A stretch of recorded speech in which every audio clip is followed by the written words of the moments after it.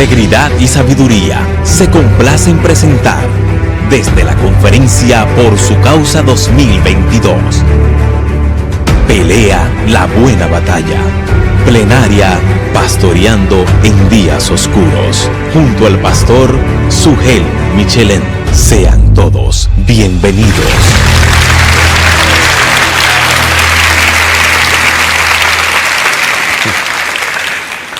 Antes que nada, mis hermanos, quería darle las gracias a Ministerios Integridad y Sabiduría, a la Iglesia Bautista Internacional, por el enorme esfuerzo de celebrar esta conferencia cada año. Gracias por bendecirnos, gracias por bendecir al pueblo de Dios. Es un privilegio, es un gozo poder estar aquí esta noche para predicar la santa, bendita, gloriosa, inerrante, infalible y todo suficiente palabra de Dios. Los invito, por favor, a ir conmigo a la segunda carta de Pablo a Timoteo. Vamos a leer los versículos 1 al 5 y luego vamos a orar, vamos a pedirle al Señor que se complazca en bendecir en una manera muy particular la predicación de su palabra.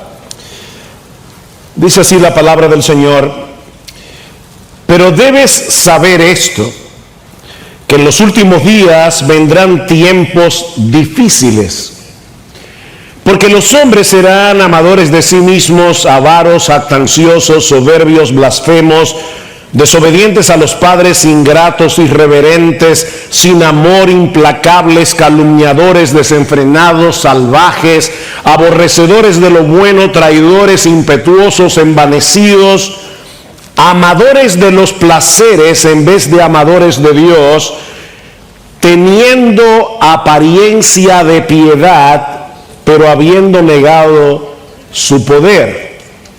A los tales evita. Hermanos, esto es serio. A los tales evítalos. Vamos a orar.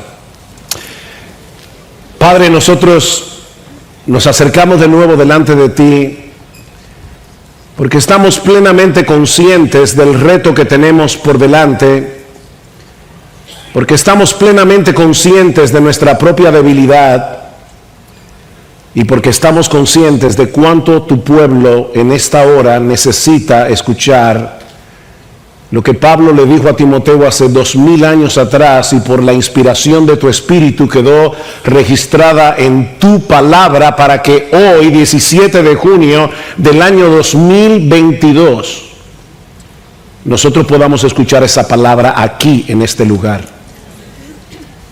Padre, bendice tu palabra, que Cristo pueda ser exaltado en esta noche y que tu iglesia pueda ser edificada. Porque te lo pedimos en el precioso nombre de ese león que algún día rugirá. Alabamos tu nombre. Amén. Amén. Si yo les preguntara en esta noche, ¿cuál es el mayor peligro de la iglesia en el día de hoy? Probablemente algunos piensen en el avance de la agenda globalista o en el movimiento LGTBQ y todas las otras letras, o en la ideología de género, o en el movimiento feminista. Y aunque de ninguna manera, mis hermanos, yo pretendo minimizar el peligro que estos movimientos representan para los creyentes y para la iglesia en el día de hoy, porque sería un tremendo error minimizar esos peligros, a la luz de este pasaje de segunda a Timoteo, aprendemos al menos 3 cosas que no siempre son tan evidentes. Y son esas 3 cosas las que yo quiero compartir en esta noche, a la luz de este pasaje. La primera es que el peligro más grande que enfrenta la iglesia hoy no es nuevo. No comenzó en el siglo XX con todos estos movimientos. No comenzó en el siglo XXI. Vean una vez más el versículo 1, lo que Pablo le dice a Timoteo en el siglo I. Pero tú debes saber esto, Timoteo, que en los postreros días, en los últimos días, vendrán tiempos difíciles. Esta frase, los últimos días, los postreros días, los últimos tiempos, no se usa en el Nuevo Testamento para referirse a los días que anteceden a la segunda venida del Señor Jesucristo. Esta frase más bien apunta hacia esa última etapa en la historia de la redención que comenzó en el día de Pentecostés, hace más de 2000 años.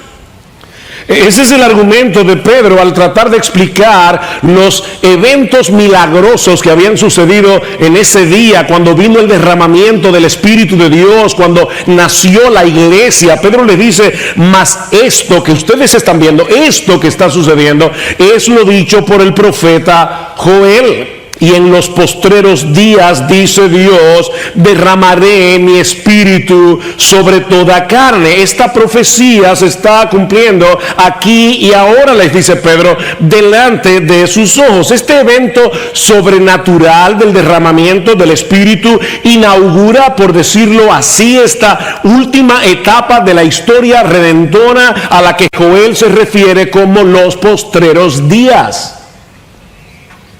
En primera de Juan, capítulo 2, versículo 18, Juan advierte a sus lectores, hijitos, ya es el último tiempo. Ese periodo comenzó en el siglo I. Eso obviamente no elimina la realidad de que a medida que nos vamos acercando hacia la segunda venida del Señor Jesucristo, la maldad va aumentando en el mundo. De hecho, en este mismo pasaje, en 2 Timoteo capítulo 3, versículo 13, Pablo dice que los malos hombres irán de mal en peor, engañando y siendo engañados. Nosotros no estamos negando esa realidad, pero mis hermanos, Timoteo ya se encontraba inmerso en ese tiempo. Y es por eso que Pablo le dice, Timoteo, tú debes saber esto. Esto es algo que tú no puedes darte el lujo de ignorar. Y mis hermanos, nosotros tampoco. Que en los postreros días vendrán tiempos difíciles, vendrán tiempos peligrosos. Esta es la misma palabra que se usa en Mateo capítulo 8, versículo 28, para referirse a los endemoniados gadarenos. Y se dice de ellos que eran feroces, ahí está la palabra, eran feroces en gran manera. ¿Y cuál es la naturaleza del peligro que tanto Timoteo como nosotros tenemos que enfrentar en esta batalla? Pablo responde en el versículo 2, porque los hombres, el problema son hombres, no es la pandemia. No es la agenda globalista, por más que eso sea terrible. Son hombres con una serie de características. Pablo dice, hombres amadores de sí mismos, narcisistas, hombres avaros, amantes del dinero, codiciosos, hombres vanagloriosos, fanfarrones, les encanta proclamar sus propios logros, buscar su propia gloria, son soberbios, tienen una perspectiva inflada de su propio yo, son blasfemos cuando hablan, deshonran a Dios, maltratan a las personas, desobedientes a los padres, tienen un espíritu rebelde, son ingratos. Ellos asumen que tienen el derecho a tener lo que no tienen y a demandar, a tener lo que tienen y a demandar lo que no tienen. Tal vez por eso proclaman tanto y declaran tanto. Impíos no muestran reverencia alguna hacia las cosas santas, sin afecto natural, son incapaces de empatizar con el que sufre, son implacables, incapaces de perdonar, son calumniadores, destruyen la reputación ajena, son intemperantes, no tienen dominio propio, son esclavos de sus deseos, de sus apetitos, son crueles, dice Pablo, son fieros, agresivos, abusadores, son aborrecedores de lo bueno, desprecian la virtud, son traidores, no se puede confiar en ellos, son impetuosos, actúan precipitadamente, sobre todo para hacer lo malo, infatuados, nadie puede corregirlos porque ellos creen que lo saben todo. amadores de los deleites más que de Dios, hombres que encuentran más satisfacción en los placeres temporales de este mundo que en el carácter y la obra de Dios. Ahora, alguien pudiera pensar que esos rasgos que Pablo está enumerando aquí han estado presentes entre los impíos desde que el mundo es mundo, desde que el hombre cayó en pecado. La pregunta es, ¿en qué sentido estas cosas serían una característica particular de los últimos tiempos? Porque Pablo está diciendo, Timoteo, tú debes saber esto, en los últimos tiempos vendrán días peligrosos, tiempos feroces por esta clase de hombres. La pregunta es, ¿qué es lo que hace característico este tipo de hombres en este último tiempo? Bueno, eso nos lleva a la segunda enseñanza que podemos extraer de nuestro pasaje. Y es el hecho, mis hermanos, de que este peligro que Pablo está mencionando, describiendo aquí, no proviene de fuera de la iglesia, proviene de adentro. Ahí es que está el problema. Pablo dice en el versículo 5 que estas personas tendrán apariencia de piedad, pero negarán su eficacia. En el versículo 8 dice que son reprobados en lo que respecta a la fe. Mis hermanos, estos individuos tratarán de infiltrarse en las iglesias disfrazados de ovejas, ocultando su impiedad bajo un manto religioso. ¿No es la misma advertencia que Pablo le había dado a Timoteo? En la primera carta, en el capítulo 4, le dice, pero el Espíritu dice claramente que en los últimos tiempos algunos apostatarán de la fe, prestando atención a espíritus engañadores y a doctrinas de demonios. Esos individuos, esos falsos maestros que enseñan doctrinas demoníacas, están dentro de la iglesia. Pablo no está hablando de lo que está sucediendo allá afuera, y definitivamente, hermanos, allá afuera están sucediendo cosas terribles, pero Pablo está hablando del peligro que nosotros enfrentamos adentro. Esa es la buena batalla que nosotros debemos pelear, y que no es una opción, como decía Miguel cuando abrió esta conferencia en el día de ayer. Pelea la buena batalla. 1 Timoteo capítulo 1 versículo 18. ¿Cómo? Guardando la fe y una buena conciencia que algunos han rechazado y naufragaron en lo que toca a la fe. Lo que Pablo está diciendo aquí, esta es una batalla por la pureza doctrinal y por la santidad. La palabra la fe no se refiere a nuestra confianza en Dios, se refiere al conjunto de doctrinas que conforman nuestra fe. Y Pablo está diciendo, para poder pelear esta buena batalla tenemos que guardar la fe y tenemos que tener una buena conciencia. Si no somos coherentes con la fe que profesamos creer, terminaremos torciendo la doctrina para que encaje con el estilo de vida que yo quiero vivir. Esa es la psicología de la apostasía, cuando la palabra de Dios te reprende y tú no quieres sujetar tu vida a la palabra de Dios, tú no quieres sujetar tu carácter a la palabra de Dios, vas a terminar torciendo la Biblia para que encaje contigo. Dice que naufragaron en cuanto a la fe. Mis hermanos, yo sé que esta advertencia puede sonar extraña y sobre todo en un púlpito como este, pero déjenme decirles algo, la buena doctrina no es suficiente. La buena doctrina no es suficiente para librar esta batalla si no existe una coherencia entre lo que nosotros creemos y lo que practicamos. Tarde o temprano terminaremos torciendo lo que creemos. En Hechos 20:28, Pablo advierte a los pastores de Éfeso que debían tener cuidado de sí mismos y de todo el rebaño en que el Espíritu Santo os ha puesto por obispos para apacentar la iglesia del Señor, la cual Él ganó por su propia sangre. Sí, debemos pastorear las ovejas, pero mis hermanos, lo que Pablo dice aquí es que en primer lugar, antes que todo, nosotros los pastores debemos tener cuidado de nosotros mismos. ¿Y saben por qué? Versículo 29 de Hechos 20. porque yo sé que después de mi partida entrarán en medio de vosotros lobos rapaces que no perdonarán al rebaño, y de vosotros mismos se levantarán hombres que hablen cosas perversas para arrastrar tras sí a los discípulos. Wow, de entre vosotros mismos. Lobos disfrazados de oveja entrarán en medio del rebaño, y si no somos vigilantes, si no tenemos discernimiento, llegarán al liderazgo de la iglesia. Estos hombres perversos se levantarán de dentro de vosotros, dice Pablo, y eso es lo que hace particularmente peligroso, eso es lo que hace particularmente feroz este tiempo, estos postreros tiempos. Algo interesante en esta lista de adjetivos, en los versículos 2 al 5, es que en el original comienzan con dos palabras que poseen el mismo prefijo griego, philos, amadores de sí mismos y amadores del dinero. ¿Ven? Y la lista concluye con el mismo prefijo, amadores de los deleites en vez de ser amadores de Dios.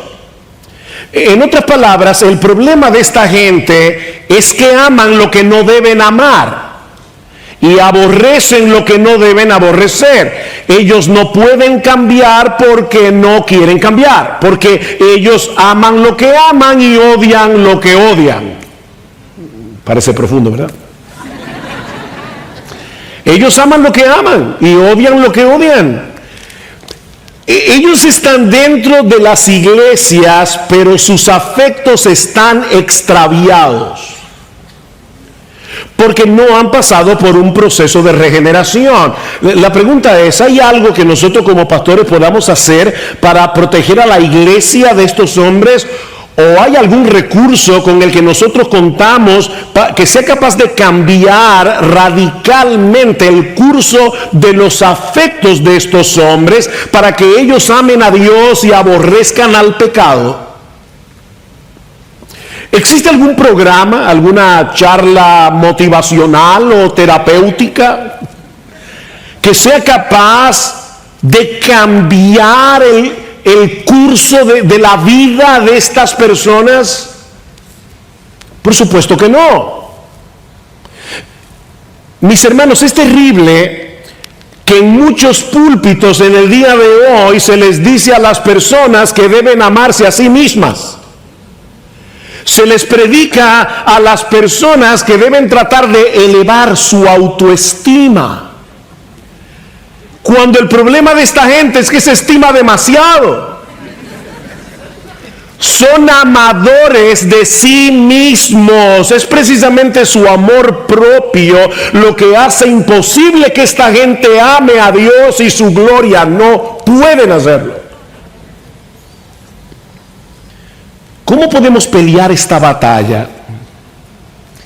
De una manera apropiada y con las armas apropiadas. Bueno, eso nos lleva a la tercera enseñanza de nuestro pasaje.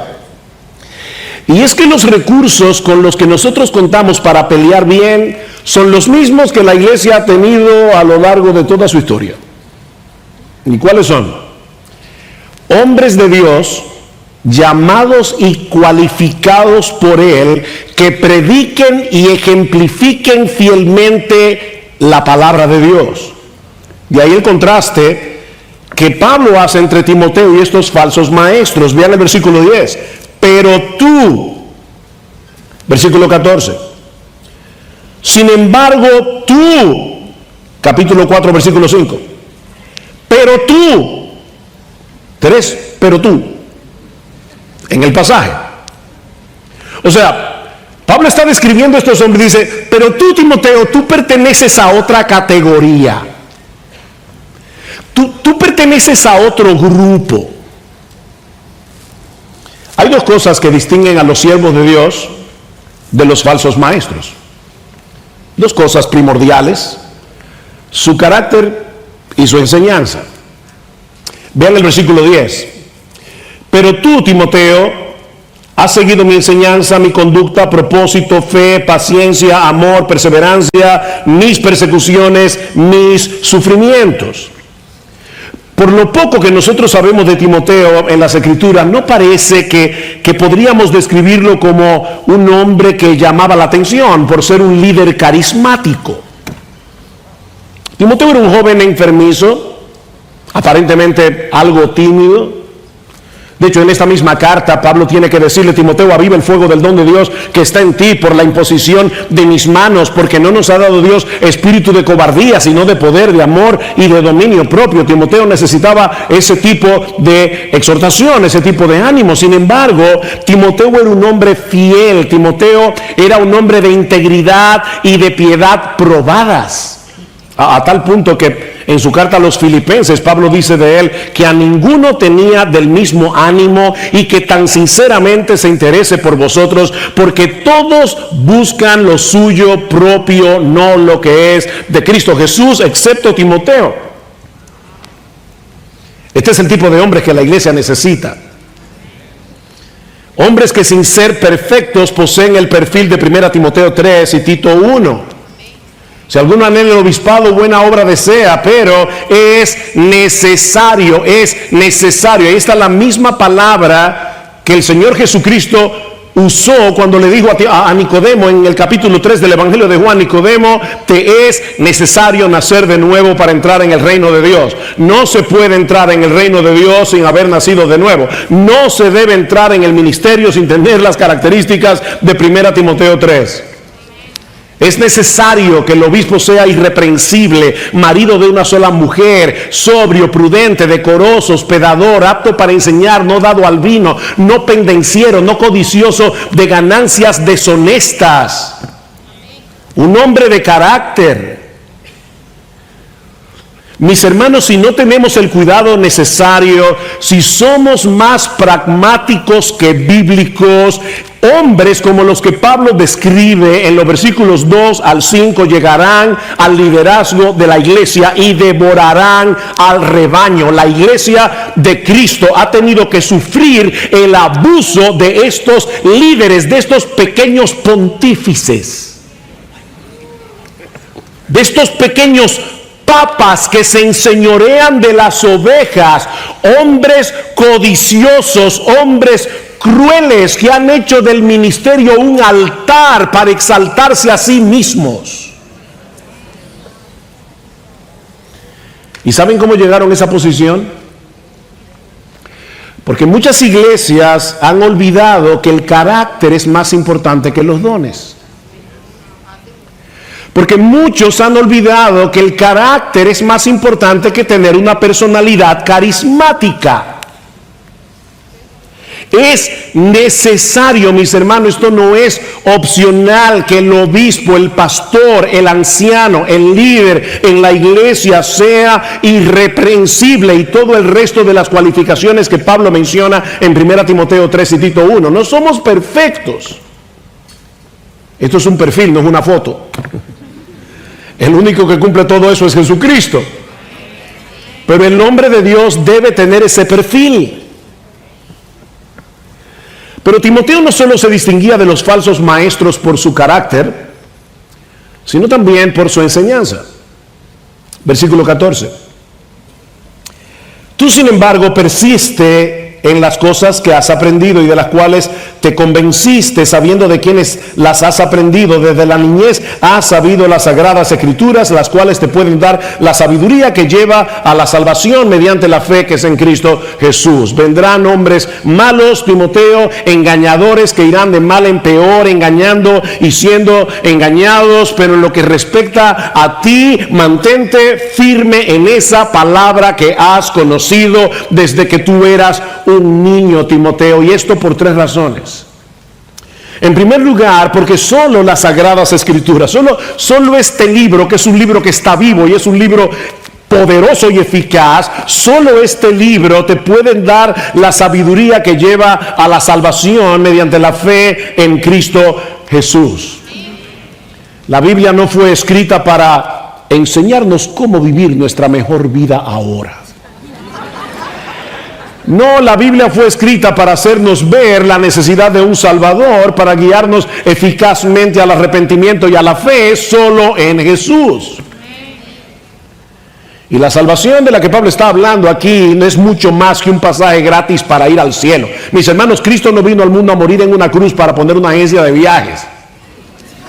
Él vino a salvarnos, y esa palabra salvación implica mucho más que el hecho de que podamos ir al cielo después de la muerte. Consiste en revertir todos los efectos de la caída para que podamos ser gradualmente transformados a la imagen de Dios que quedó distorsionada por causa de la entrada del pecado. Y por lo supuesto, esa imagen de Dios no es otro que nuestro bendito Señor y Salvador Jesucristo.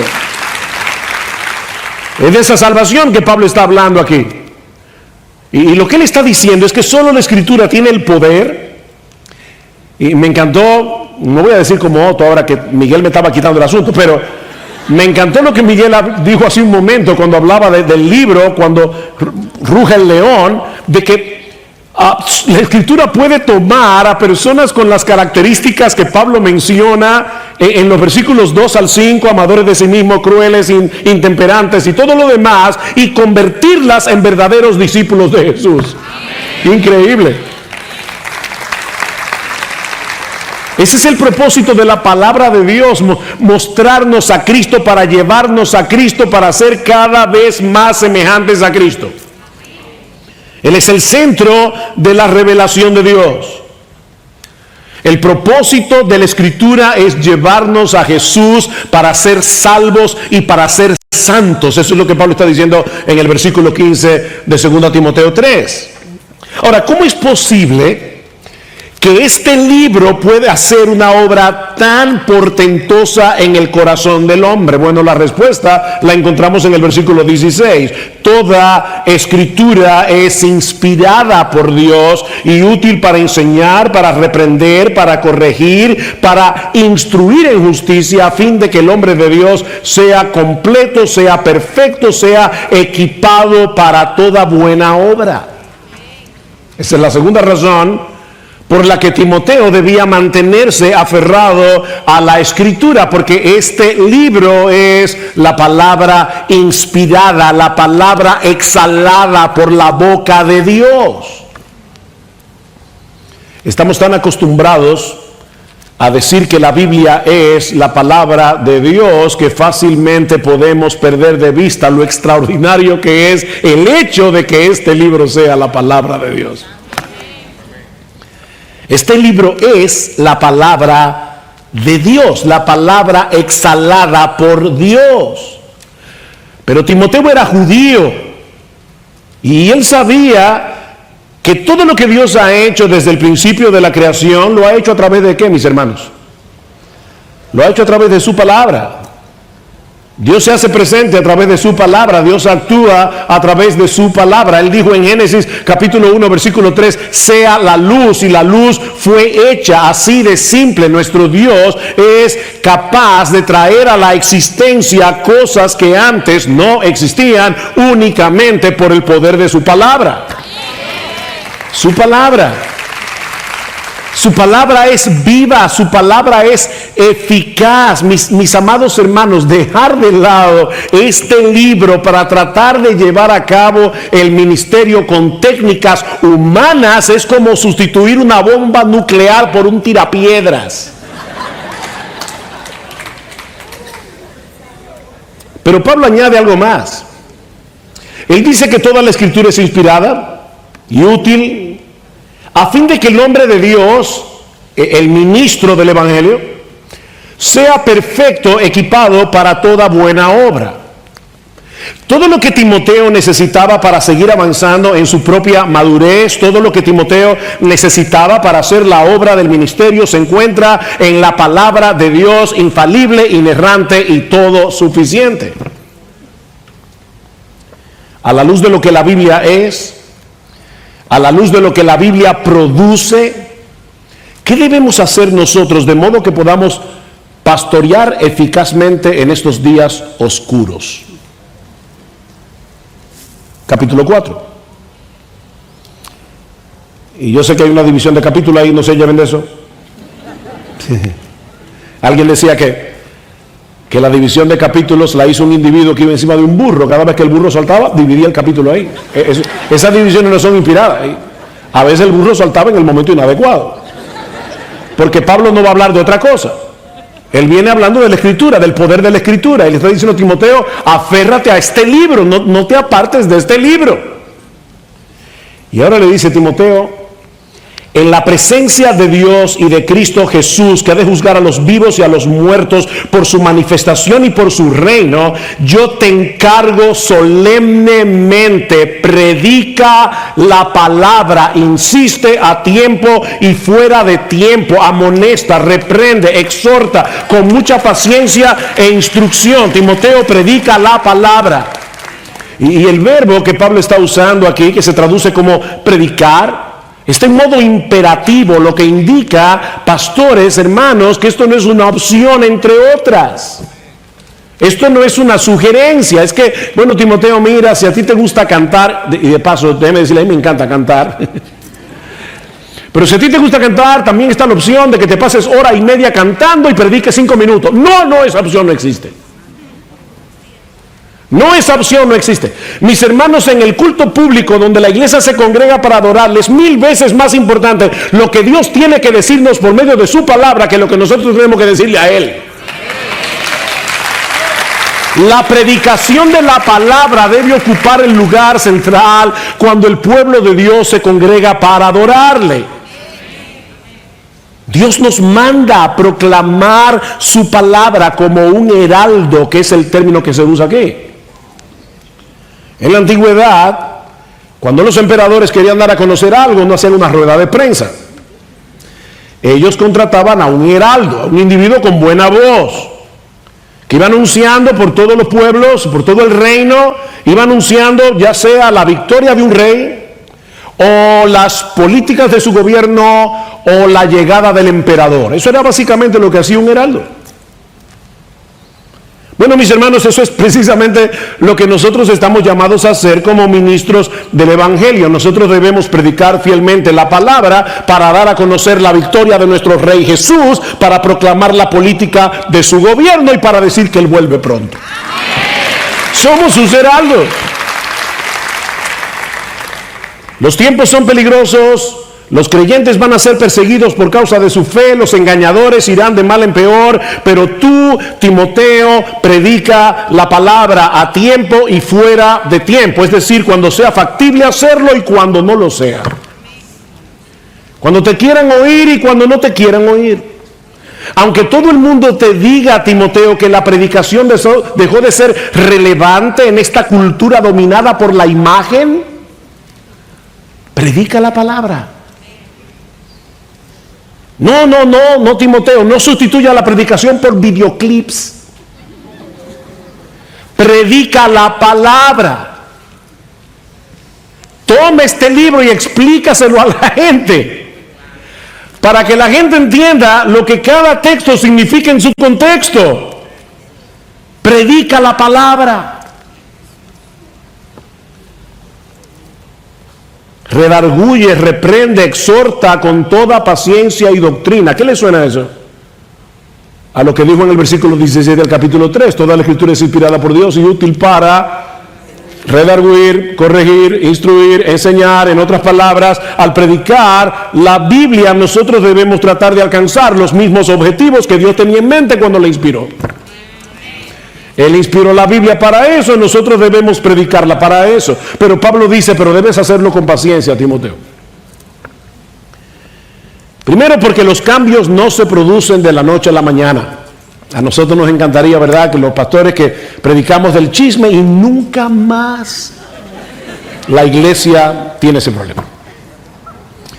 Predicamos de lo que un hombre debe hacer como esposo y están todos los esposos poniéndolo en práctica. Con una sola prédica. Ahora levántate de ese sueño. Eso no funciona así. Eso no funciona así. Le dice Timoteo, predica con paciencia, porque los cambios no se producen de la noche a la mañana. Es un ministerio de domingo tras domingo, tras domingo, tras domingo.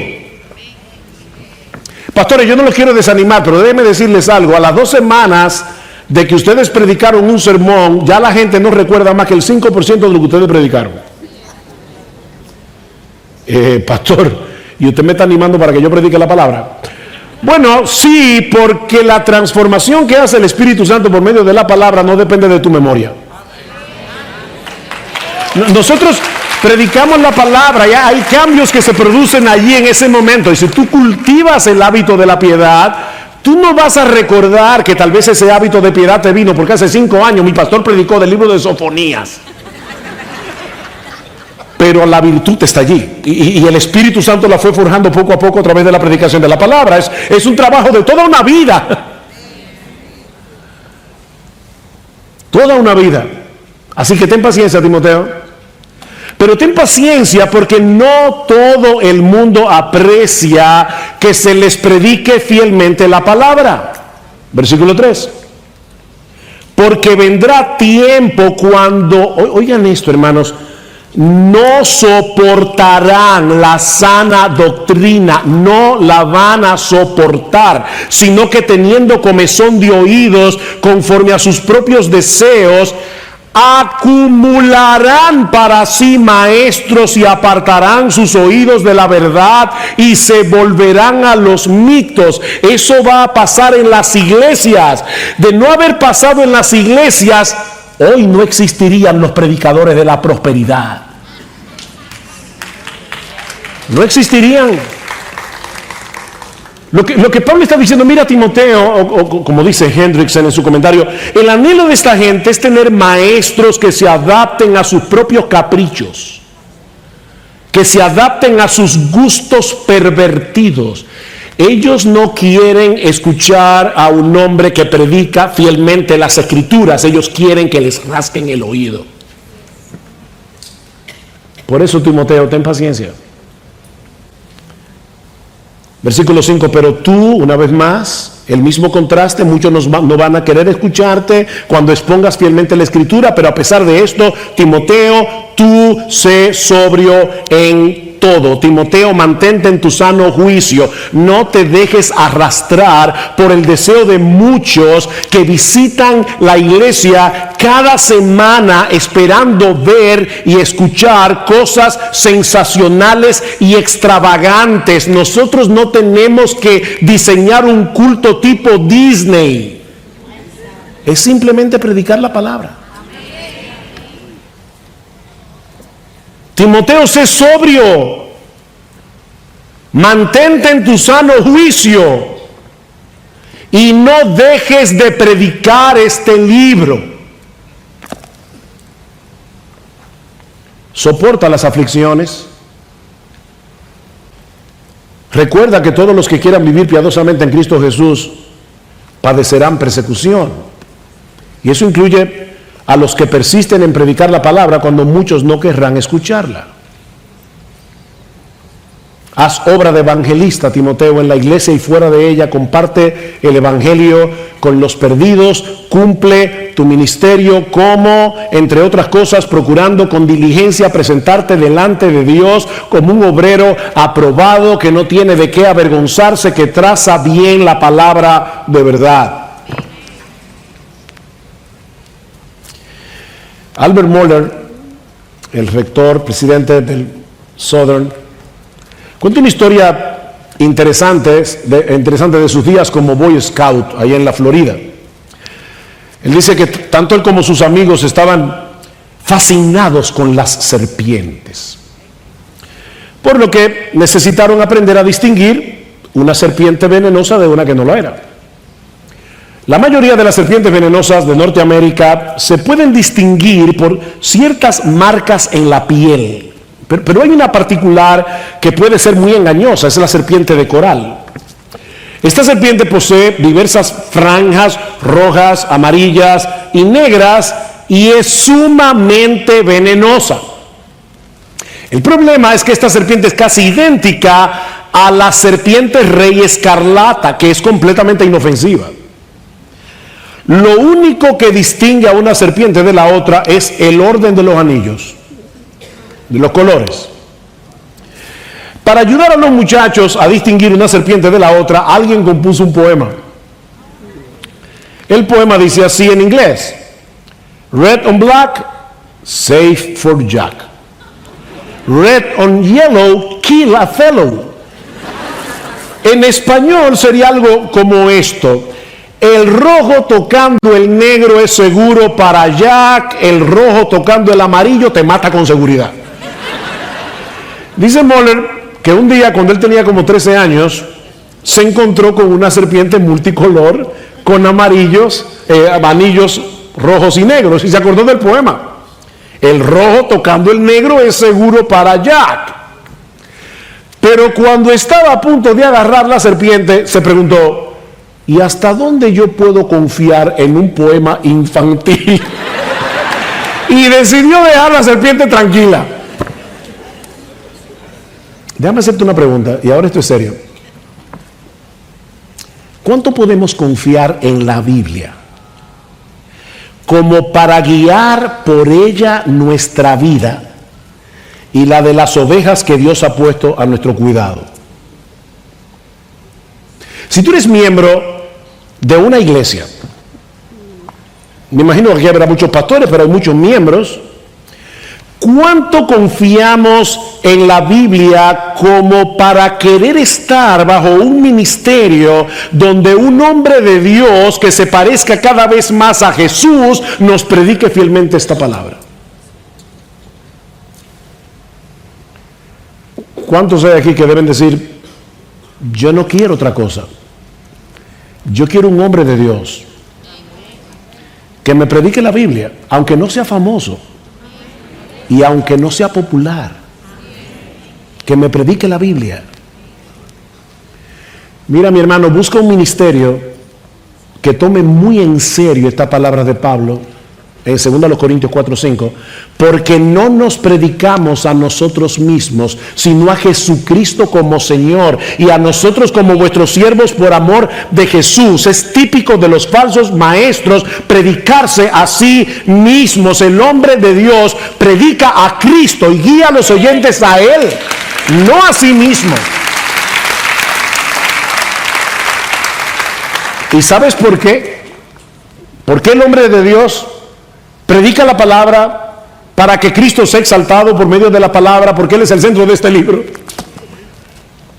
Dice Pablo: porque Dios, que mandó que de las tinieblas resplandeciese la luz, es el que resplandeció en nuestros corazones para iluminación del conocimiento de la gloria de Dios en la faz de Jesucristo. Mis hermanos, mientras predicamos a Jesucristo a través del Evangelio, a través de la palabra, el mismo Dios que en el principio dijo: sea la luz, viene al corazón del pecador, de pecadores que están muertos en sus delitos y pecados, completamente ciegos a la hermosura de Jesús, y les dice: sea la luz. Y entonces en ese momento ese pecador comienza a contemplar extasiado la gloria de Dios en la faz de Jesucristo. Eso es impresionante. Predica la palabra, porque la predicación, mis hermanos, es mucho más que la exposición de un pasaje bíblico. Nosotros, los predicadores, no somos comentarios bíblicos ambulantes. No, la predicación es el instrumento primordial escogido por Dios para llevar a cabo su obra en el mundo, al hacer oír públicamente su voz a través de la voz de seres humanos. ¿Tú oíste eso? Dios toma hombres comunes y corrientes. De hecho, dice la Escritura que a los necios del mundo escogió Dios, ¿no? Él estaba buscando necios y nos encontró a Miguel, a mí, a José, a necios que vengan aquí a predicar la palabra. Porque Él quiere. Esto es un tesoro que está en vasos de barro para que la excelencia del poder sea de Dios y no nuestra. Es en vasos de barro, pero es la excelencia del Evangelio. Mis hermanos, a Dios le agradó, dice Pablo, primero a los Corintios, salvar a los creyentes por la locura de la predicación, porque los judíos piden señales. ¡Oh, qué raro! Lo mismo que quiere la gente hoy, ir a un culto de un individuo que da un testimonio de que fue al cielo, fue al infierno, volvió. Tienen, yo no sé, una agencia de viaje increíble. Eso es lo que la gente quiere oír. Dice, piden señales. Los griegos buscan sabiduría. Ellos quieren oratoria, quieren un individuo que hable muy bien, que la gente diga, wow, no entendí nada, pero el tipo es inteligente. Pablo dice, yo no voy a caer en esa trampa. Los griegos quieren señales, los judíos quieren señales, los griegos quieren sabiduría, pero nosotros, aunque no les guste ni a los judíos ni a los griegos, predicamos a Cristo crucificado. Para los judíos, ciertamente tropezadero; para los gentiles, locura; mas para los llamados, así judíos como griegos, Cristo, poder de Dios y sabiduría de Dios.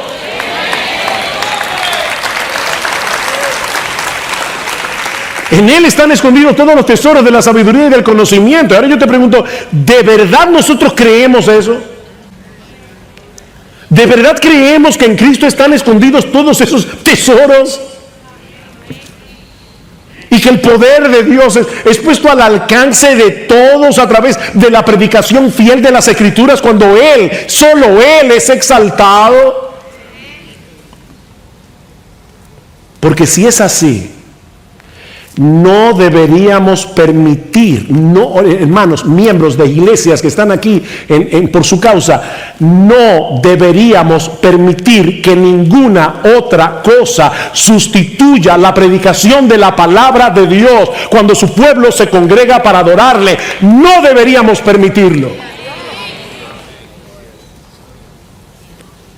Sí, estamos viviendo en días oscuros. Y los hombres irán de mal en peor. Pero ¿saben qué? Y quiero terminar con una nota de ánimo. Si lo miramos desde otra perspectiva, hay una realidad alentadora detrás de esta advertencia de Pablo. Si lo piensan bien, la iglesia tiene 2000 años lidiando con estos apóstatas. 2000 años. Pero el diablo no ha logrado detener el avance de la iglesia. Porque Cristo no ha dejado y no dejará de cumplir su promesa. Yo edificaré mi iglesia y las puertas del Hades no prevalecerán contra ella. A través de los siglos, la iglesia de Cristo ha tenido que pelear muchas batallas, y muchos han celebrado anticipadamente su desaparición. Pero como bien ha dicho alguien, han repicado las campanas, han anunciado la muerte de la iglesia, pero el cadáver nunca ha aparecido.